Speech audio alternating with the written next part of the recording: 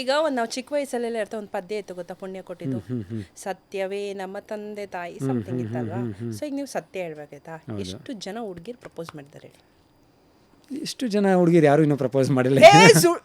This is wrong. ಇಲ್ಲ, 100% ಇಲ್ಲ. ನೆನ್ನೆಯಿಂದ actually ಬರೀ ಅಲ್ಲಿ ಇಲ್ಲಿ ಓಡಾಡ್ತಾನೆ ಇದ್ದೀನಿ ಇಂಟರ್ವ್ಯೂಸ್ಗೆ. ಸೊ ಐ ಥಿಂಕ್ ಪ್ರಪೋಸಲ್ ಅಂತ ಯಾರು ಬಂದಿಲ್ಲ. ಆ್ಯಂಡ್ ತುಂಬ ಚೆನ್ನಾಗಿ ಕಮೆಂಟ್ ಮಾಡಿದ್ದಾರೆ, ತುಂಬ ಸ್ವೀಟ್ ಕಮೆಂಟ್ಸು. ನೀವು ಇರಬೇಕಿತ್ತು ಧರ್ಮಣ್ಣ, ಬಿಗ್ ಬಾಸ್ ಮನೇಲಿ ನೀವು ಇನ್ನೂ ಇರಬೇಕಿತ್ತು, ಈ ಥರ ಒಂದು ಕಮೆಂಟ್ಸು. ಆಮೇಲೆ ನಿಮ್ಮ ವ್ಯಕ್ತಿತ್ವನ ತುಂಬ ಇಷ್ಟಪಟ್ವಿ. ನೀವು ಹೆಂಗಿದ್ದೀರೋ ಆಚೆ ಕಡೆ ನಿಮ್ಮನ್ನ ಮೀಟ್ ಮಾಡಿದಾಗ ಬಿಗ್ ಬಾಸ್ ಮನೇಲೂ ಹಂಗೆ ಇದೆ, ಒಂದು ಚೂರು ನೀವು ಚೇಂಜಸ್ ಮಾಡ್ಕೊಳ್ಳಿಲ್ಲ ಅಂತ. ಸೊ ಅದೆಲ್ಲ ನೋಡಿದಾಗ ನಂಗೆ ಭಾಳ ಖುಷಿ ಆಯಿತು. ಇದು ನಿಮ್ಮ ವ್ಯಕ್ತಿತ್ವ ರಿಯಲ್ಲ ಅಥವಾ ಬಿಗ್ ಬಾಸ್ ಮನೆಯಲ್ಲಿ ಫೇಕಾ?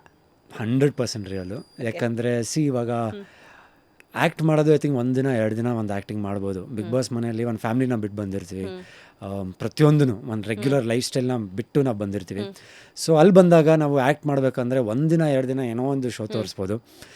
ಬಟ್ 55 ದಿನ ಇಲ್ಲ 100 ದಿನ ಇರಬೇಕಂದ್ರೆ ಐ ಥಿಂಕ್ ಎಲ್ಲೋ ಒಂದು ಕಡೆ ಒಂದು ಹೋಗ್ತಾ ಕ್ಯಾಮ್ರಾ ಇರೋದೇ ಮರ್ತ್ಬಿಡ್ತೀವಿ. ಒಂದು 75 ಕ್ಯಾಮ್ರಾಸ್ ನಮ್ಮ ಮೇಲೆ ಓಡ್ತಾ ಇದೆ ಅಂತ ನಾವು ಮರ್ತೇ ಹೋಗ್ಬಿಡ್ತೀವಿ.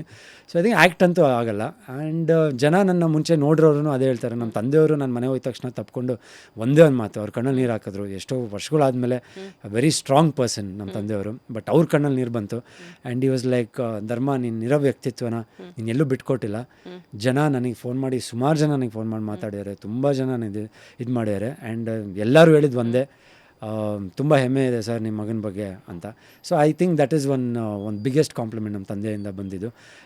ಜನರ ಮನ್ಸನ್ನು ಗೆದ್ದಿದ್ಯಾ ಅಂತ ಹೇಳಿದ್ರು. ಆ್ಯಂಡ್ ನನಗೆ ಅದು ತುಂಬ ಇಷ್ಟ ಆಯಿತು ನಮ್ಮ ಅಪ್ಪ ಹೇಳಿದ್ದು.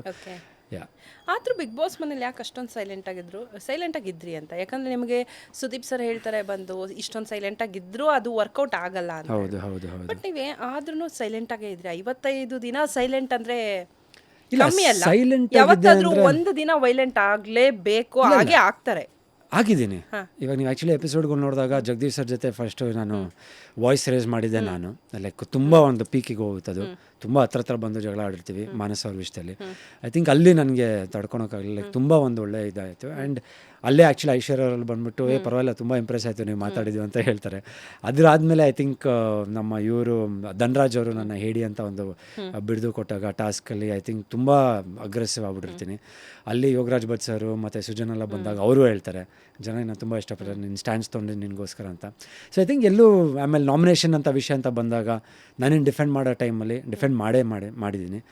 ಚೈತ್ರಕ್ಕ ಅವ್ರ ಜೊತೆ ಅಂತೂ ಸಿಕ್ಕಾಪಟ್ಟೆ ಬಿಲ್ ಫೈಟ್ಸ್ ಆಗೈತೆ ನಂದು ಅವ್ರದ್ದು. ಯಾಕಂದರೆ ಅವರು ಒಂದು ಹಾಡು ಬರೀತಾರೆ ನನಗೆ ತುಂಬ ಪ್ರೀತಿಯಿಂದ, ಬಟ್ ಇಮಿಡಿಯೇಟಾಗಿ ನೆಕ್ಸ್ಟ್ ನಾಮಿನೇಟ್ ಮಾಡ್ತಾರೆ. ಆಮೇಲೆ ಅವ್ರಿಗೆ ಎಲ್ಲೋ ಒಂದು ಕಡೆ ಇಂಜುರಿ ಆದಾಗ ನಾವೆಲ್ಲ ಬೇಡ, ನೀವು ಇದನ್ನು ಆಡಿ, ಈ ಟಾಸ್ಕ್ನ ಆಡಿ, ನೆಕ್ಸ್ಟ್ ಟಾಸ್ಕ್ ನಾನು ಆಡ್ತೀನಿ ಅಂದಾಗ ಅವರೆಲ್ಲೋ ನಾನು ಹಿಂದಕ್ಕೆ ಹೋಗ್ತಾಯಿದ್ದೀನಿ ಅಂದ್ಬಿಟ್ಟು ನನ್ನ ಮತ್ತೆ ಕ್ಯಾಪ್ಟನ್ಸಿಯಿಂದ ನಾಮಿನೇಟ್ ಮಾಡ್ತಾರೆ. ಸೊ ಅಲ್ಲೂ ಒಂದು ಒಳ್ಳೆ ದೊಡ್ಡ ಜಗಳ ಆಗುತ್ತೆ. ಸೊ ಎಲ್ಲೂ ಬರೀ ಸೈಲೆಂಟಾಗೆ ಕೂತಿದ್ದೆ, ಏನೂ ಮಾತಾಡಿಲ್ಲ ಅಂತ ಎಲ್ಲೂ ಇಲ್ಲ. 100% ಎಲ್ಲಿ ಬೇಕೋ ಅಲ್ಲಿ ಪಕ್ಕ 100% ಮಾತಾಡಿದ್ದೀನಿ. ಬಟ್ ನೀವು ಹೇಳ್ದಂಗೆ ಐ ಥಿಂಕ್ ಕೆಲವೊಮ್ಮೆ ಐ ಥಿಂಕ್ ಸೈಲೆನ್ಸ್ ಅನ್ನೋದು ಬೇರೆಯವ್ರ ಜಗದಲ್ಲಿ ಮೂಗು ತೋರ್ಸೋದು ನಂಗೆ ಇಷ್ಟ ಆಗಲಿಲ್ಲ. ಆಮೇಲೆ ಯಾವುದೋ ಒಂದೇನೋ ವಿಷಯ ಹೇಳಿದ್ರೆ ಸುಮ್ಮನೆ ಒಟ್ಟು ಮಾತಾಡೋಕೆ ನಂಗೆ ಇಷ್ಟ ಆಗಲ್ಲ.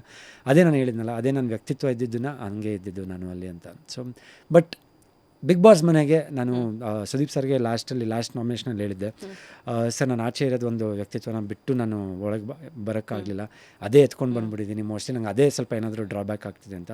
ಬಟ್ ಅವರೊಂದು ಒಳ್ಳೆ ಮಾತು ಹೇಳ್ತಾರೆ, ಪರವಾಗಿಲ್ಲ ಆಕ್ಸೆಪ್ಟ್ ಮಾಡ್ತೀವಿ, ಅದನ್ನು ಬಿಟ್ಟು ಆಡಿ ಅಂತ ಹೇಳಲ್ಲ. ಬಟ್ ಬಿಗ್ ಬಾಸ್ ಮನೆಯಲ್ಲಿ ಕೆಲವೊಂದು ಏನೋ ಒಂದು ಬೇಕಾಗುತ್ತೆ, ಅದು ನೀವು ಮಾಡಬೇಕಂತ. ಸೊ ಅಲ್ಲಿ ಎಲ್ಲೋ ಒಂದು ಕಡೆ ಒಂದು ಚಿಕ್ಕದಾಗಿ ಒಂದು ಹಿಂದೇಟು ಹಾಕಿದ್ದೀನಿ ಅಂತ ಅನಿಸುತ್ತೆ.